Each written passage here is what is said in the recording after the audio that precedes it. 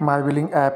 आता याच्यामध्ये आपण वरती काय बघू शकतो आहे, क्रेडिट सेल आहे, टोटल आउटस्टँडिंग आहे त्या देन खाली ॲड सेल आहे की ज्याच्यामध्ये आपण काय करू शकतो आहे की जो डेलीचे बिलं आहेत किंवा जे इन्व्हॉइस आहे ते आपण इथे ॲड करू शकतो आहे. ॲड रिसिप्टमध्ये जी क्रेडिट अमाऊंट आलेली असेल ते आपण ॲड करू शकतो इथे. आउटस्टँडिंग म्हणजे ज्याचे क्रेडिट आहे त्यांची लिस्ट आपण बघू शकतो आहे. आता आपण याच्यामध्ये पहिल्यांदा काय करूया, कस्टमरवरती क्लिक करूया. कस्टमर एक नवीन आपण ॲड करूया. नवीन कस्टमर ॲड करण्यासाठी आपण आता इथे बघू शकतो इथे वरती कस्टमर दिलेला आहे त्याच्यावरती क्लिक करा. इथे आल्यानंतर सिम्पली आपण एक सिम्पल कस्टमर तयार करू. इथे एक किरण नावाचा, then middle name whatever, then last name. Email I D optional आहे, टाकला नाही टाकला तर चालेल. एक आपण कोणताही मोबाईल नंबर ॲड करूया आपण इथे. देन पिनकोड ऑप्शनल आहे. एरिया आपण कोणताही एरिया आपण इथे सिलेक्ट करूया, ठीक आहे.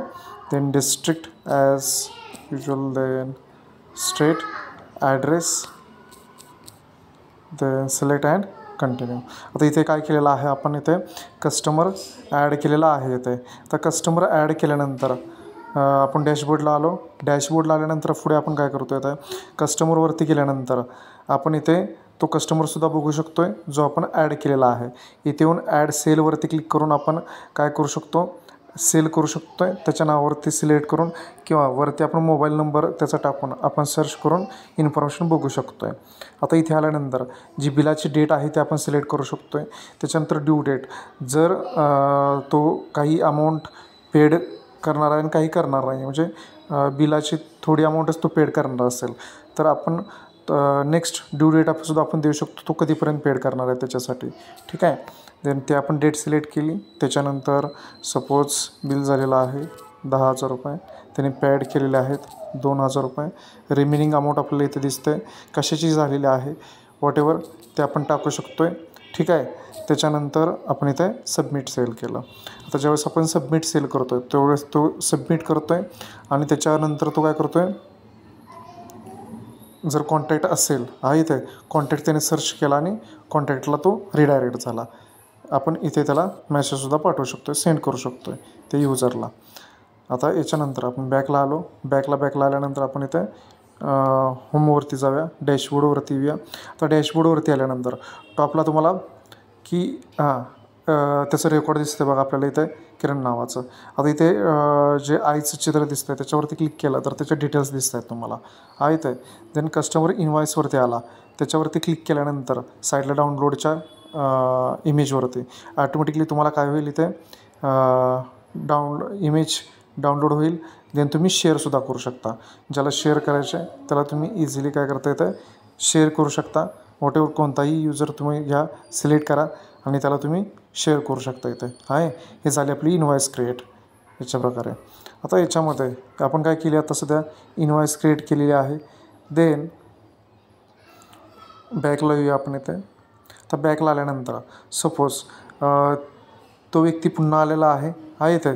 आपण इथे काय केलं की कस्टमर ॲड केला, ॲड न्यू सेलमध्ये जाऊन आपण सेल तयार केलेला आहे. परंतु तो पुन्हा आल्यानंतर काय केलं त्याने, काही अमाऊंट त्याने पेड केलं आहे. म्हणजेच त्यावेळेस आपण काय करतो, इथे ॲड रिसिप्टवरती या इथे. ॲड रिसिप्टवरती आल्यानंतर सिम्पली कोण आहे, किरण नावाचा व्यक्ती आहे. आता ॲड रिसिप्टवरती तुम्ही क्लिक करू शकता.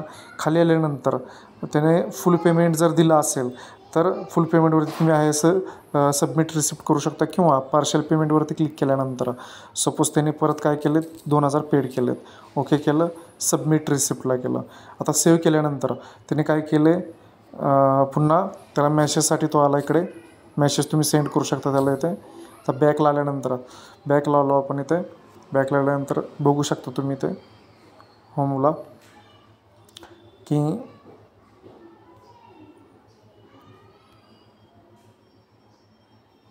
होमला येऊ आपण इथे. किरणचे किती आहेत, 10,000 आहेत आणि रिमेनिंग 6,000 आहेत. आता सपोज आपण पुन्हा व्ह्यूवरती येऊ इथे. देन इथे ट्रान्झॅक्शन हिस्ट्री खाली दिसते की काय केलेलं आहे त्याने, पेड केलेलीची ती हिस्ट्रीसुद्धा तुम्हाला इथे मिळते. देन तुम्ही जर इन्व्हॉइसवरती गेला तर इन्व्हॉइसमध्ये सुद्धा तुम्हाला एक्स्ट्रा रेकॉर्ड त्याच्यामध्ये मिळेल, ते सुद्धा तुम्ही बघू शकता. म्हणजे दोन्ही रेकॉर्ड प्रत्येकाची इन्व्हॉइसमध्ये बघू शकता. आता सेम ज्यावेळेस आपण इथे काय करतो आहे की त्याच्या नावावरती येतो आहे तर त्याची टोटल जी उधारी असेल ती वरती तुम्ही बघू शकता आहे ते. आणि त्याच्या व्ह्यूवरती आल्यानंतर त्याची जेवढी बिलं असतील तेवढी तुम्हाला इथे बिले दिसतात. जेवढी काय बिलं असतील ते आता सध्या एकच बिल आहे म्हणून त्याचे एकच बिल. आता सपोज आपण मी याच्या आधी दुसऱ्या युजरसाठी मग ॲड केलेला आहे. फर्स्ट युजरसाठी तुम्ही इथे आला तर त्याची उधार दिसत नाही आहे. इथं आल्यानंतर नाही आहे, नाही इथे पण नाही आहे. ठीक आहे, आपण अजून एखादं आहे इथे ABCला आहे ते. आता इथे सगळी डिफरंट बिलं दिसत आहेत, प्रत्येकाची वेगळी. आता इथे सगळी नील आहे. फक्त इथे काय आहे वरती एक बिल फक्त 2 बिलं पेंडिंग आहेत दिसत आहेत की ड्यूसून म्हणून. म्हणजे तुम्ही इथे काय करू शकता, आता हे 2 बिलं पेंडिंग दिसत आहेत, ह्याची टोटल तुम्ही बघू शकता टोटल पेड आहे, टोटल आउटस्टँडिंग किती रिमेनिंग आहे, टोटल क्रेडिट, हे प्रत्येकाचे वैयक्तिकसुद्धा तुम्ही हिस्ट्री बघू शकता इथे. म्हणजे काय केलेलं आहे तुम्ही वैयक्तिक बघू शकता. रिपोर्टवरती आला, रिपोर्टवरती तुम्ही डेट वाईज फिल्टर अप्लाय करून बघू शकता किंवा डेट वाईज आणि नाव वाईज तुम्ही चेक करू शकता. आणि PDF तुम्ही त्याची डाउनलोड करू शकता. आता याच्यामध्ये प्रोफाईल आहे, बॅकअप. ज्यावेळेस तुम्ही ते बॅकअपवरती क्लिक करताय त्यावेळेस तो बॅकअप सक्सेसफुली स्टोअर केला. कुठे केलेला आहे त्याने, तर डाउनलोड नावाच्या फोल्डरमध्ये. तुम्ही डाउनलोडमध्ये जरी आला